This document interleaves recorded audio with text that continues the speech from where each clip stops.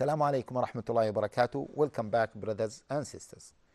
Before the break, we discussed the activities that invalidate fast. Now we need to move on because of time, and as I told you, we are trying to cover as many things as possible in this series. We said that there are activities that all scholars agreed upon, and there are activities that some scholars believe that they invalidate fasting and other scholars do not believe that they invalidate fasting. Let us discuss these things. First of all, when we discussed the sexual activities, we discussed the full sexual relationship. Along with that, we mentioned the issue of kissing and the issue of maybe hugging and embracing or some other activities. So this we have to admit that some scholars believe that they are not or they should not be carried out during the day of fast, and they believe that they break the fast. We have to mention this, but as far as the jumhur or the majority of scholars, they don't believe that these activities break the fast. Walhamdulillah. So this is one thing. Let us move to having food or a drink, the second main activity.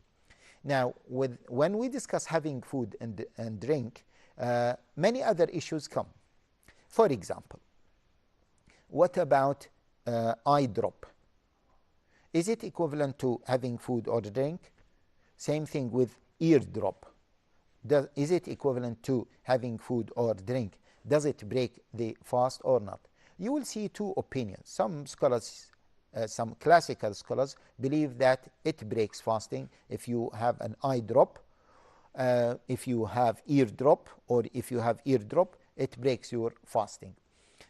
Some other scholars believe that no, it doesn't break your fast because it is not having food, it is not equivalent to having a drink. It is not having food, it is not having drink, nor it is equivalent to having food or a drink. Some scholars say that if you feel the taste of the eye drop or the ear drop in your throat, then it breaks the fast. Otherwise, it doesn't break the fast. Now, this is another opinion. Now, you might know that many of the contemporary scholars now don't believe that having the eye drop or ear drop breaks fast. This is the opinion that I prefer, and this is the opinion of many of my scholars also prefer. However, if you don't believe in this, alhamdulillah, that is up to you. And as we said, that it is a matter of differences between scholars. You might put yourself on the safe side and avoid having the eye drop or the ear drop during the day itself. So this is something. Another thing that is related to having food or drink, which is using toothbrush or miswak. Using toothbrush or miswak. First of all, some people or some scholars, in fact, mentioned that it is not permissible to remove the mouth breath, the bad breath that comes from the mouth, based on the hadith that we have mentioned, وَلَخَلُوفُ فَمِ الصَّائِمِ أَطْيَبُ عِنْدَ اللَّهِ مِنْ رِيحِ الْمِسْكِ. You remember when we spoke about the virtues of fasting, we said among the virtues of fasting is the hadith of the Prophet sallallahu alaihi wasallam, hadith Abi Hurairah, where the Prophet sallallahu alaihi wasallam said the bad breath that comes, or the breath that comes from the person who is fasting, that breath is more beloved to Allah Jalla wa Ala than the fragrance of musk. And we said that this, some scholars, Ibn Hajar took from this, that some scholars, or he in fact attributed this to some scholars, that the fasting person is rewarded more than the person who is dying as a martyr. Because the fasting person, Allah Jalla wa Ala made the smell coming from his mouth better than the smell of the musk, which is the smell of the blood of the martyr. So because Allah Jalla wa Ala made this better than this, they said that the reward of the fasting person is bigger than or better than the reward of the shaheed. You know, the vast majority of scholars believe that the shaheed is of the highest status.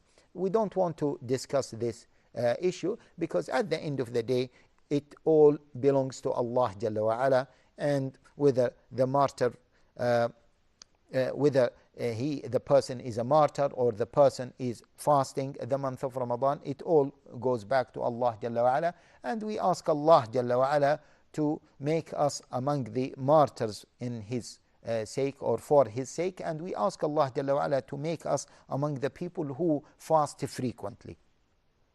So that hadith, لَخَلُوفُ فَمِ الصَّائِمِ, the bad breath that comes from the person's mouth is more beloved to Allah Jalla wa Ala than the fragrance of musk. Based on this, some scholars say that you should not remove that smell. But the other scholars said, no, you should remove it, because the Prophet ﷺ used to observe siwak always. And it is not something good that people detect a very bad smell coming from your breath. You know that it is a very disgusting smell. Especially, brothers, we have to be careful. Let me dwell into this point. In those, I'm talking about, in particular, Muslim in general, the Muslim person, he should be always look nice, tidy, with good fragrance. Because you know Hadith Anas ibn Malik, he described the Prophet ﷺ in a very beautiful way, and he said, I never detected fragrance better than the fragrance I detected from the Prophet ﷺ. And this bad smell is a very disgusting thing that push people away from us, from Muslims, that may push so many people away from us. So that's why we have to maintain a good smell always in our body. We need to clean ourselves always. And if we look at Islam, we see that Islam is putting attention to this. And that's why Hadith Uqba ibn Amir, or Hadith Amir ibn Uqba, where he said, I have seen the Prophet ﷺ countless number of times applying miswak while he was fasting. I have seen the Prophet ﷺ many times. I cannot count them, applying miswak, using miswak when he was fasting.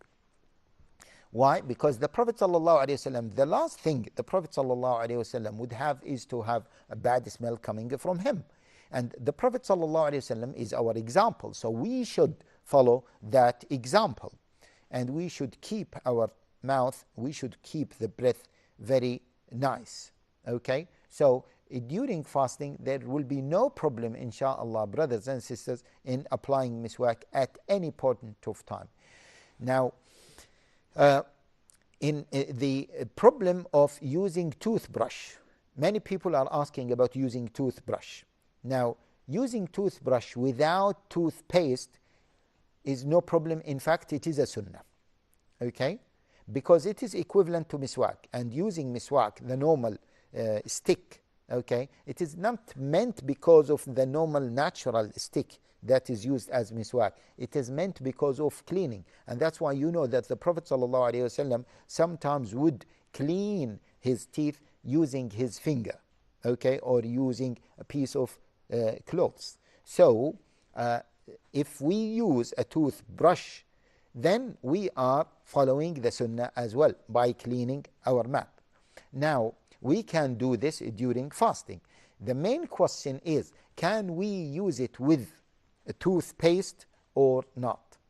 This is a matter of discussion between the contemporary scholars. Most of the contemporary scholars advise people to avoid this because the traces of toothpaste remain after using the toothbrush or after cleaning your mouth, and most likely you will swallow them, and most likely you will feel the taste of this toothbrush. And that's why we advise people to avoid using toothpaste during fasting.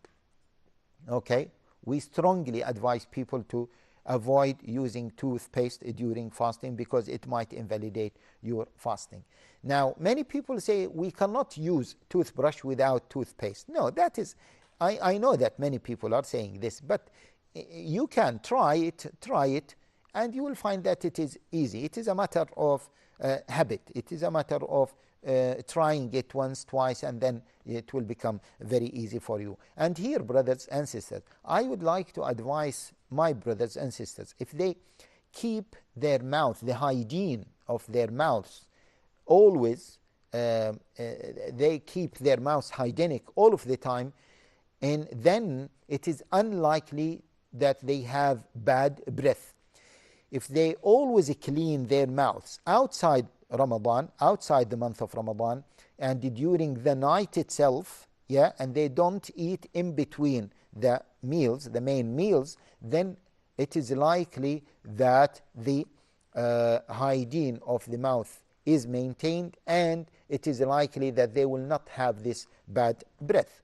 So we should not complain that during fasting we have this bad breath, and we work closely to other non-Muslims, and we might breathe, and they might detect that, and they might say, oh, look at Muslims, how do they look like, very bad smell, etc., etc. So inshallah, once you maintain that, inshallah, there will be no problem. And inshallah, as we said, it is sunnah, inshallah, to keep your mouth clean and clean your mouth even during the day you fast. Before noon and even after noon, there will be no problem with that. We are coming to the end of this episode. Inshallah, we will continue our discussion in the near future. Assalamu alaikum wa rahmatullahi wa barakatuh.